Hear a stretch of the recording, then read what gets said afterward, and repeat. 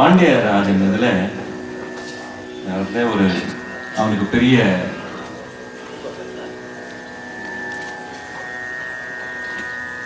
திட்டம் ஒன்று வச்சிருந்தார். அதாவது தான் கட்ட போற கோயில், அந்த காலத்துல அவங்களுக்குள்ள ஒரு போட்டி இருந்தது. ஒரு ராஜா ஒரு கோபுரம் ஹைட்டுனா இன்னும் கொஞ்சம் கோபுரம் கொஞ்சம் பெருசு சொல்லிப்பான். அதுக்கு அடுத்த வரவன் அவன் பிள்ளையா இருக்கும்.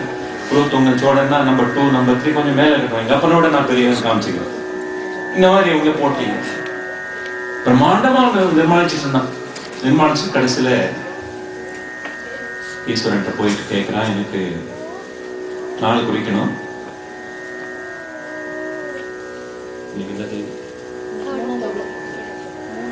3 அக்டோபர் ஒத்துக்கிறீங்களான்னு சௌரியப்படுவாங்க. என்ன கேட்கிறான், ஈஸ்வரா 3 அக்டோபர் நல்ல நாளுக்கு சொல்றாங்க பெரியவங்க, வேத பண்டிதர்கள்லாம் சொல்லி நிர்ணயித்து திதி குடிச்சு நல்லா இருக்குன்னு சொல்றாங்க. ஆலயத்தை கும்பாபிஷேகம் பண்ணி இது பண்ணணும், நீங்க வந்து அனுகிரகம் பண்ணணும். ராஜா மன்னிக்கணும், அந்த அப்பாயின்மெண்ட் அன்னைக்கு டேட் நான் வேற யாருக்கோ கொடுத்துட்டேன். ஐயோ, வேற யாருக்கும் கொடுத்துட்டீங்க? யார் கொடுத்தீங்க? உன்னோட இதுல உன்னோட குடிமகன் ஒருத்தன் பூதனார்னு ஒருத்தன் இருக்கான், அவனுக்கு தான் அந்த அப்பாயின்மெண்ட் கொடுத்துருக்கேன் அப்படின்னு ரொம்ப ஒரு மாதிரி நிலகுலைஞ்சு போயிட்டார் ராஜா.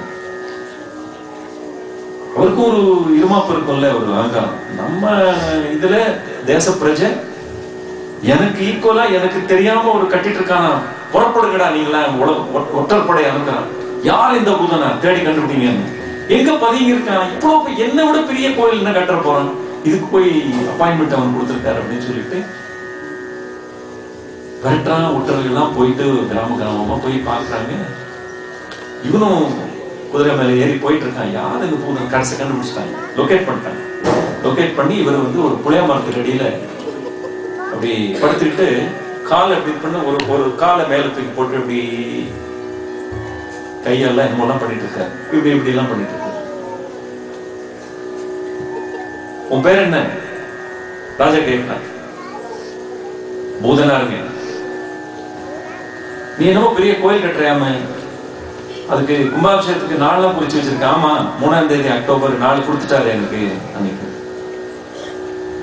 இவன் 10 வருஷமா தன்னுடைய மனோ ரீதியாலேயே அவன் ஈஸ்வரனுக்கு ஒரு பெரிய கோபுரத்தை கட்டிட்டு இருக்கான். எல்லா விதமான அரேஞ்ச்மெண்ட்ஸும் இது பண்ணி அவனோட உண்மையான பக்தியை பாராட்டி, அப்ப அந்த பூதனாருடைய பெருமையை பாராட்டி அவனை கூட்டு வந்து அவனை கௌரவப்படுத்துறாங்கன்ற ஒரு கதை.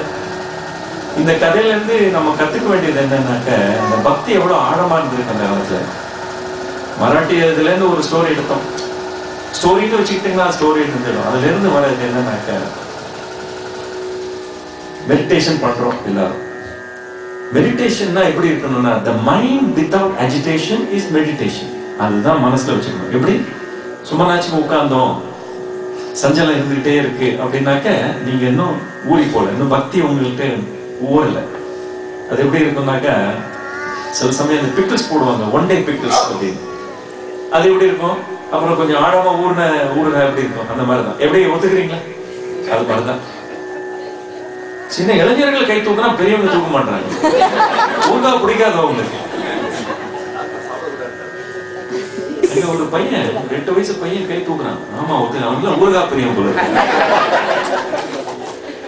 ஆக நம்ம என்ன, டு ரிமெம்பர் ஃபுல் மூன் இருக்கு. ஃபுல் மூன் அன்னைக்கு நம்ம உட்கார்ந்து மெடிடேட் பண்றோம்னாக்க, அதோட ஒரு சிறப்பான ஒரு வாய்ப்பு நமக்கு கிடைக்காது வாழ்க்கையில். ஆக நம்ம ரங்கனை பத்தி ஒரு பாட்டு பாடி, ரங்கா ரங்கா என்று கூப்பிட்டு அழைத்து நம்ம தியானம் செய்வோம்.